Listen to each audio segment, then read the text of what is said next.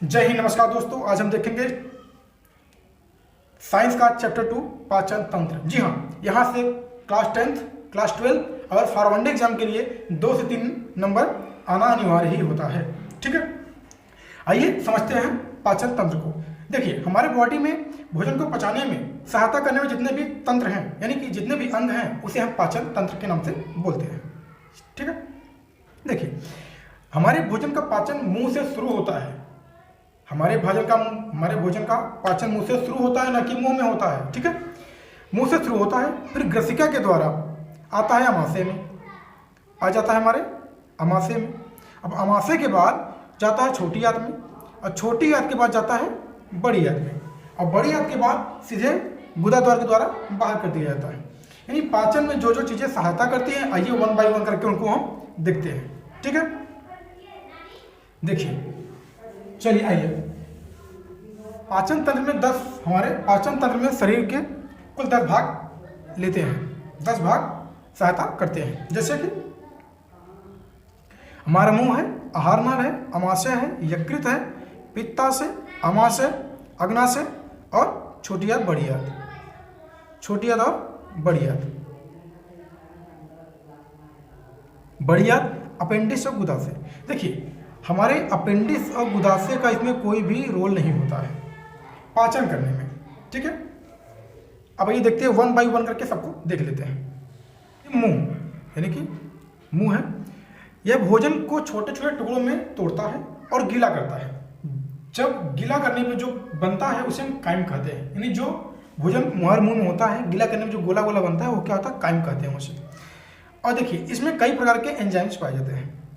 ठीक है, जैसे कि पेप्सिन, टाइलिन आदि। अब देखिए, आहार नाल क्या होता है।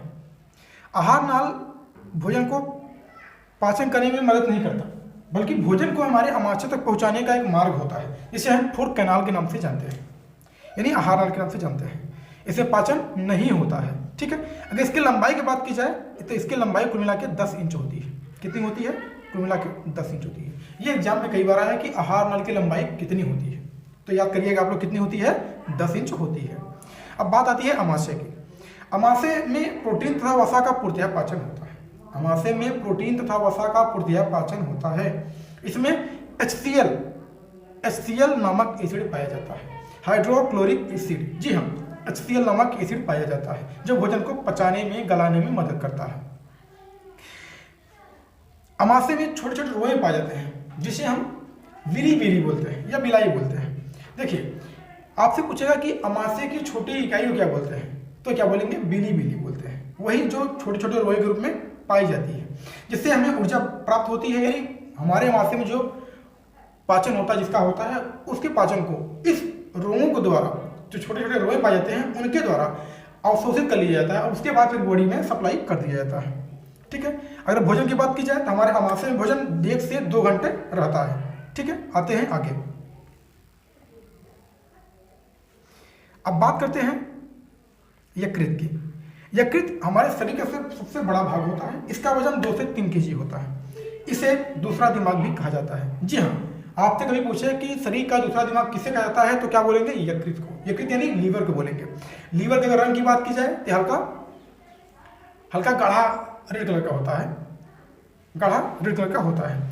अगर बात की जाए पित्ताशय की, तो हल्के हरे रंग का होता है। इसमें पित्त रस भरा होता है, जो यकृत से सीधे आता है और हमारे जाकर के अमाशय में खुलता है। यानी कि अमाशय में जाके खुलता है। करता क्या है? ये भोजन को अम्लीय बनाता है, जिससे बैक्टीरिया वगैरह यहाँ पे मर जाते हैं और भोजन को पाचन में सहायता मिलती है।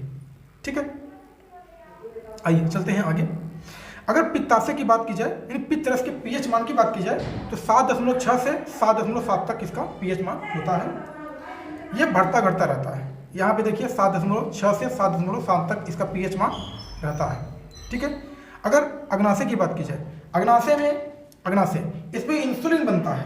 अग्नाशय पत्ती के आकार का होता है, जो हमारे पित्त रस के नीचे और लीवर के पीछे होता है। इसमें क्या होता है? इंसुलिन बनता है। अगर इंसुलिन आपके बॉडी में न बने, अगर आपके बॉडी में इंसुलिन नहीं बनता है, तो आपको पीलिया नामक रोग हो जाता है।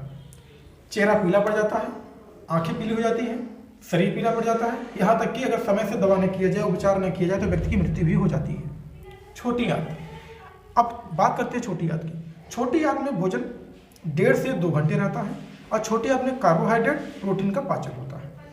छोटी आंत की लंबाई बात की जाए तो 29.7 फीट, 29.7 फीट। टोटल की बात की जाए तो 9 मीटर होती है। यहाँ पर कार्बोहाइड्रेट और प्रोटीन का पाचन होता है। इसमें क्या होता है, ट्रिप्सिन, ये करता क्या है छोटी आंत, ट्रिप्सिन एमाइलेज लाइपेज को ग्लिसरीन में बदल देता है। यहाँ आप देखिए छोटी आंत में भोजन का 90% पाचन हो जाता है। अब बचा खोचा किस में जाएगा, बड़ी आंत में। अब बड़ी आंत की बात की जाए तो बड़ी आंत में कुल, इसके लंबाई की बात की जाए तो 1.5 से 2 मीटर इसकी लंबाई होती है और 1.5 से 2 मीटर इसकी लंबाई होती है। इसमें भोजन का पूर्ति पाचन नहीं होता है, ठीक है। अब आती है बड़ी आंत। बड़ी आंत की बात की जाए तो इसमें भोजन, कार्बोहाइड्रेट तथा प्रोटीन का पूर्ति पाचन होता है और इसकी लंबाई कुल 1.5 से 2 मीटर होती है, ठीक है। देखिए छोटी आंत बड़ी है और बड़ी आंत छोटी है लंबाई में, ठीक है। अब आती है बात अपेंडिक्स की। देखिए अपेंडिक्स हमारे शरीर का एक पार्ट नहीं है, ये अनावश्यक रूप से बॉडी में पड़ा रहता है। ये हमारे पाचन में कोई रोल नहीं निभाता। ये ज़्यादातर महिलाओं में होता है क्योंकि महिलाओं में तेल मसाले वगैरह खाने से कुछ समस्याएं बढ़ जाती हैं, जिससे ये क्या होता है, बड़ा हो जाता है। बाद में इसको ऑपरेशन के माध्यम से काट के निकाल दिया जाता है, जिससे हमको कोई फर्क नहीं पड़ता बॉडी पे, ठीक है। अब देखिए इसके बाद आता है हमारा मलाशय। क्या आता है, गुदाशय या मलाशय। गुदाशय या गुदाद्वार। इसमें क्या होता है कि मल द्वार के रास्ते अपशिष्ट यानी बचा हुआ भोजन जो हमारा पाचन के द्वारा बच जाता है, यानी पाचन के बाद जो अपशिष्ट बचता है उसे समय समय पर बाहर निकाल दिया जाता है। अपशिष्ट पदार्थों को हम समय से बाहर निकाल देते हैं, इससे क्या होता है, हमारा पाचन की क्रिया जो होती है पूर्ण हो जाती है, ठीक है। आई होप कि आप इसे अच्छे से समझ पाए होंगे। आपसे एक छोटी सी रिक्वेस्ट है, अगर आपने अभी तक हमारे चैनल को सब्सक्राइब नहीं किया है कृपया सब्सक्राइब करें, लाइक करें और बेल आइकन को दबाना न भूलें। मिलते हैं किसी नेक्स्ट वीडियो में, तब तक के लिए जय हिंद।